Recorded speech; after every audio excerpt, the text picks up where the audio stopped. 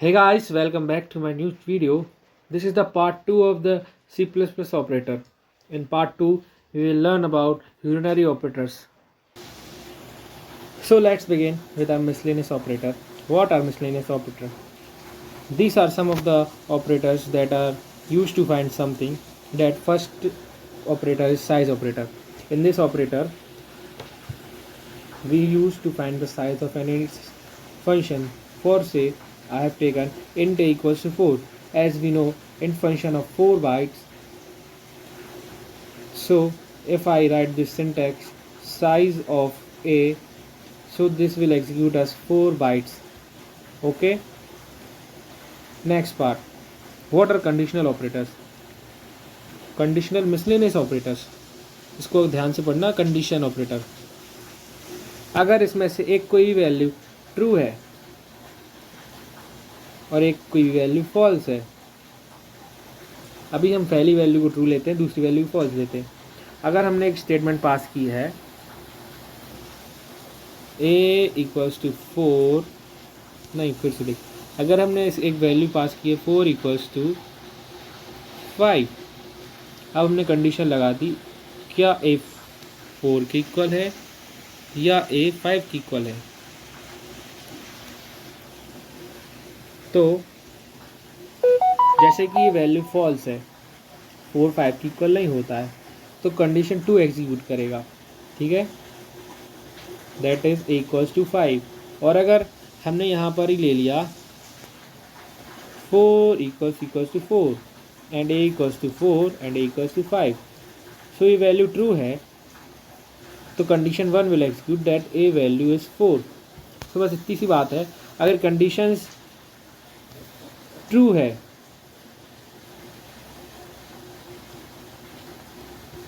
अगर ये ट्रू है तो ये एक्सप्रेशन 1 को एग्जीक्यूट करेगा, और अगर ये फॉल्स है तो एक्सप्रेशन 2 को एग्जीक्यूट करेगा. Now next miscellaneous operator is comma operator. Comma operator में क्या होता है, अगर मैंने एक फंक्शन दे दिया इंट y इक्वल्स टू 2 4 6 8, तो कॉमा ऑपरेटर क्या करेगा, लास्ट कॉमा के बाद भी जो वैल्यू लिखी है उसको एग्जीक्यूट करेगा as a value of y, that is it. Okay, nothing great thing in here. अब नेक्स्ट ऑपरेटर क्या है अपना, डॉट एंड एरो. ये हमारे फर्दर लेक्चर्स में हम कवर कर रहे होंगे. बस इतना जानिए कि डॉट ऑपरेटर क्लास के लिए यूज़ किया जाता है और पॉइंटर्स के लिए यूज़ होता है एरो ऑपरेटर. ठीक है. अब कास्टिंग ऑपरेटर कास्टिंग ऑपरेटर क्या करता है, कास्टिंग ऑपरेटर हमारी वैल्यू के टाइप को चेंज कर देता है. जैसे अगर हमने एक वैल्यू ली, फ्लोट वैल्यू ली b विच इज़ 3.99, और हमने चाहा कि इसको हम कास्ट कर दें, मतलब चेंज कर दें एज एन इंटीजर टाइप, तो हम सिर्फ ये लिखेंगे integer in are parenthesis b, मतलब b फंक्शन को हमें इंटीजर में चेंज करना है, तो ये चेंज करके 3 बना देगा. बस कास्टिंग का इतना काम होता है. अब नेक्स्ट ऑपरेटर होता है हमारा लेक्चर, हमारा एंड ऑपरेटर, एम्परसेंट ऑपरेटर भी कहते हैं इसको. ये हमारी फंक्शन किस मेमोरी स्पेस के किस जगह पे, उसका पूरा एड्रेस हमें देता है, सिर्फ हमें उसके आगे लिखना है एट द रेट नहीं, and the function name, then our code will execute its address. Okay. Now what is pointer operator. Pointer operator सिर्फ हमें एक वैल्यू को पॉइंट करने के लिए यूज़ होता है. इसको हम ऐसे लिखते हैं p equals to star of a, तो इस वैल्यू को पॉइंट कर देगा अगर कोड आप एग्जीक्यूट करेंगे तो. ठीक है. So next begin towards our urinary operator. What are urinary operators? Urinary operators are basic plus minus, increment decrement or logical complement operator. In this we have seen we won't write plus 4 as we only write 4, क्योंकि कभी हम 4 के आगे plus नहीं लगाती। अगर किसी digit के आगे प्लस या माइनस नहीं लगा है तो हम उसको एज यूजुअल प्लस लेते हैं। और सेम फॉर यूनिटरी माइनस हम 4 लगाते हैं, -4 लिखते हैं। अब इंक्रीमेंट डिक्रीमेंट ऑपरेटर हमने आगे पढ़ चुका है, सेम वही बात यहाँ पर है कि a प्लस प्लस होता है a+1, a माइनस माइनस होता है a-1। और एक और बात यह है कि यहाँ पर हम पोस्ट इंक्रीमेंट और पोस्ट डिक्रीमेंट या प्री इंक्रीमेंट या प्री डिक्रीमेंट कर सकते हैं। जैसे या तो आप ++a बोलिए या a++ बोलिए, आंसर सेम का आएगा, बस कोड का एग्जीक्यूशन जो होगा वो स्टेप लंबे हो जाएंगे थोड़े। ये हम आगे अभी समझेंगे कि इन दोनों का अलग अलग मतलब क्या होता है।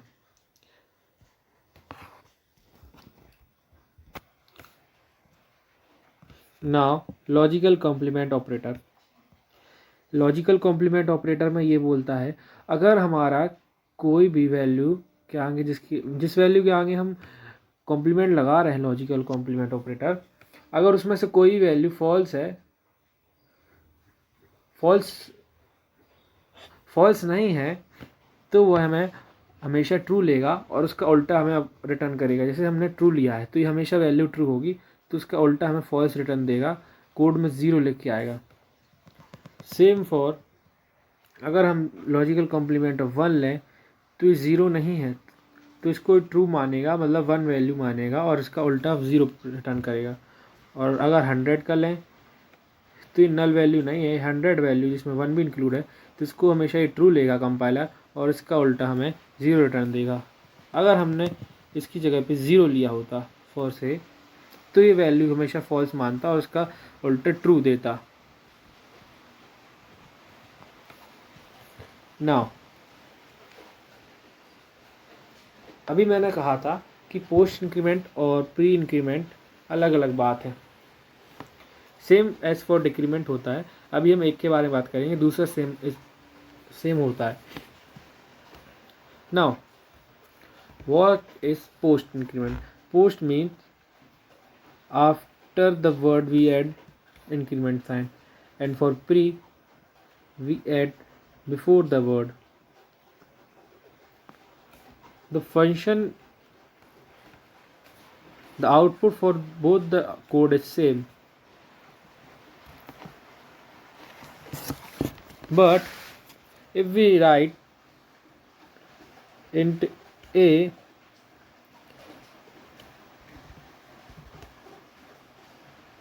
is equals to 4 and we tell the code to take an output a plus plus, that should be 4, or if I say plus plus a, so it will give 5. Why? First we should understand some basic concept. Post first gives the output and then increases it, and in pre it increases then gives the output. ये क्या कहता है? Post increment में पहले वो हमें output देगा, फिर उस वैल्यू को इंक्रीज करके स्टोर कर लेगा, और प्री में हमेशा पहले इंक्रीज करेगा और स्टोर कर लेगा, फिर हम आउटपुट देगा इंक्रीज करके। इसलिए हमेशा अगर हम पहले पोस्ट में आउटपुट मांगते हैं तो हमें एज यूजुअल वैल्यू देगा, देन वो स्टोर कर लेगा वैल्यू एज 5 इंक्रीज करके, फिर आगे अगर हम मांगेंगे सी आउटपुट तो हमें 5 देगा। In this case in pre पहले वो हमें इंक्रीज कर लेगा और सेव भी कर लेगा, फिर हमें वो आउटपुट देगा एज 5। तो यहाँ पर 2 स्टेप इंक्लूड हो जाते हैं, यहाँ 1 स्टेप इंक्लूड होता है। ठीक है, तो ये था basic difference between post and pre increment. It is same as it for decrement. Now let's begin to our next topic.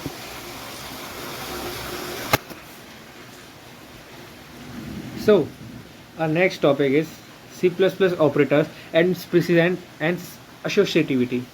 इसका मतलब क्या है? अब जैसे अगर हमने एक ही फंक्शन या एक ही सिंटैक्स में हमने मोर देन 1 फंक्शन यूज़ करे या ऑपरेटर्स यूज़ करे, तो उसमें क्या होगा? तो उसमें हम उसकी प्रिसीडेंस देखते हैं कि उस जैसे हम बोर्ड मास रहता है मैक्स में, बोर्ड मास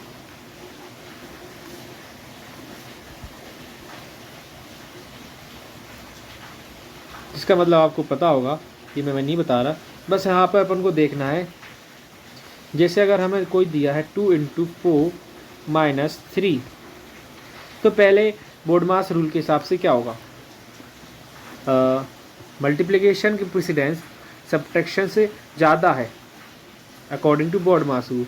तो यहाँ पहले मल्टीप्लिकेशन होगा, देन इसका माइनस होगा 3 से, जो कि यहाँ पर 8 आ जाएगा, और -3 होगा तो वैल्यू 5 आ जाएगी। सेम यहाँ पर होता है। ये कुछ टेबल दी गई है, जिसमें प्रेसिडेंस की वैल्यू यहाँ से घट रही है ऊपर से नीचे जाने में, ठीक है। जैसे प्लस इंक्रीजमेंट डिक्रीजमेंट ऑपरेटर की प्रेसिडेंस हमेशा ज़्यादा होती है यूनिनरी ऑपरेटर्स से, और उसकी प्रेसिडेंस हमेशा ज़्यादा होती है एडेप्टिव मल्टीप्लिकेशन। यहाँ पर पूरी टेबल दी गई है, इसको आप नोट कर लीजिए कॉपी में।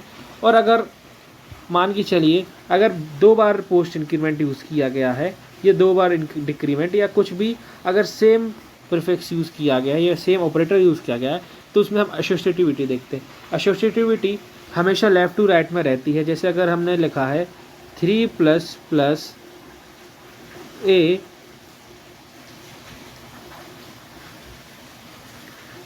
+ 4, तो यहाँ से पहले लेफ़्ट टू राइट होगा, पहले ये इसको इंक्रीज़ करेगा फंक्शन, फिर इसमें ऐड करेगा, फिर इसको इंक्रीज़ करके इन सबको ऐड कर देगा एट लास्ट, ठीक है। और अगर यहाँ पर बात करें यूनिनरी की, जैसे हमने कर दिया 3 + -4, तो यहाँ पर उल्टा चलता है, यहाँ से left to right to left जाएगा। तो पहले ये माइनस करेगा 4 से 4, फिर प्लस कर देगा 3 से, मतलब -4 - 0 तो 3। तो यहाँ से देखा जाए तो 2 ही 3 की वैल्यू राइट टू लेफ़्ट जाती हैं, तो ये आपको ज़्यादा याद नहीं रखना। एक है यूरिनरी और 2 हैं कंडीशनल असाइनमेंट ऑपरेटर्स। सिर्फ इन तीनों की वैल्यू जाती है राइट टू लेफ़्ट, बाकी लेफ़्ट टू राइट एसोसिएटिविटी रहती है, ठीक है। तो अब आगे बढ़ते हैं। आगे हमारे पास कुछ क्वेश्चंस हैं based on our C++ operators lectures, तो आइए इनको हम करते हैं। तो पहला क्वेश्चन क्या कहता है, what does the following code fragments print. मतलब अगर हमने बोला कि सी आउट फंक्शन है, तो 2 + 4, PQR, यहाँ पर प्लस है तो इसको आप ठीक कर लीजिएगा, यहाँ पर प्लस है 2 के बाद, तो 4 + 2 + PQR एक स्ट्रिंग है। जैसे हम जानते हैं कि इसकी एसोसिएटिविटी लेफ़्ट टू राइट होगी, तो पहले 6 करेगा, फिर इसमें ऐड कर देगा PQR, ठीक है। तो इसका आंसर ये होगा।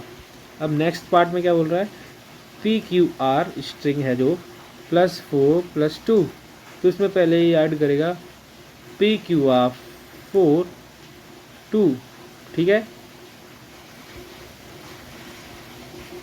नेक्स्ट क्वेश्चन पे आते हैं।